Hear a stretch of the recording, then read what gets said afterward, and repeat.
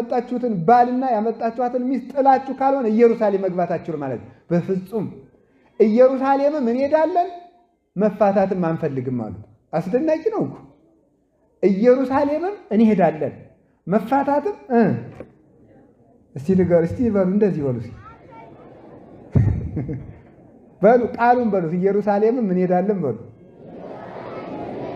እሺ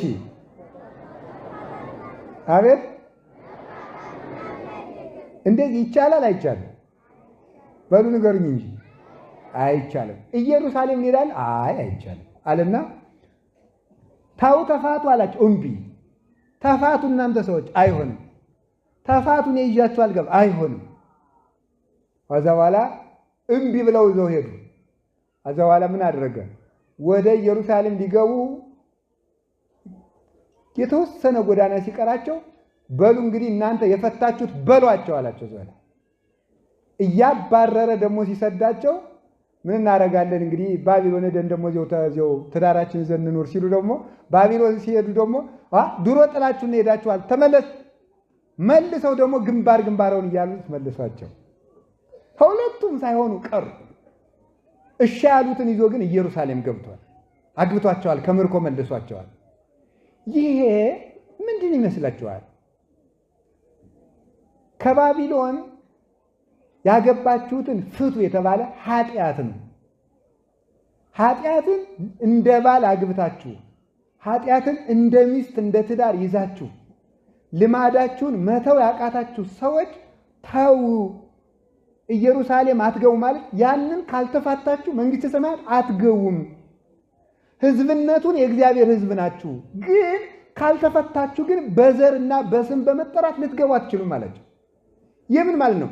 ክርስቲያን ብንሆንም ከኃጢአታችን ካልተፋታን የስም ክርስትና ስላለንና ቤተ ክርስቲያኖች ብዙ ዓመት ስለኖርን መንግሥተ ሰማያት ልንገባ ግን አንችልም። መፋታት አለብን። ከማን ጋር? ከባቢሎናውያን ጋር ከኃጢአታችን መፋታት አለብን። እምቢ አሉ። ሂዱ፣ ወደ ዓለም ሂዱ። ይሄ ምን ማለት ነው? መፋታትም አንፈልግም፣ ኢየሩሳሌምም መግባት እንፈልጋለን ማለት መጽደቅም እንፈልጋለን፣ ኃጢአቱንም መተው አንፈልግም ማለት ነው። አሁን የዛሬው ወጣት ጠባዩ እንደዚህ ነው። በአብዛኛው ከኦርቶዶክስ ውጭ ያሉት አዳራሾች ይሄን የሚያለማምዱ ነው። ኃጢአትህን እንዳያስክ እግዚአብሔር ያጸድቃል። በፍጹም ውሸት። ኃጢአትህ እንዳይ ለኃጢአትህ ጠበቃው እግዚአብሔር ነው፣ ተጠያቂው እግዚአብሔር ነው። ውሸት። የባቢሎንን ሚስት መፍታት አንድ ምርጫ ነው።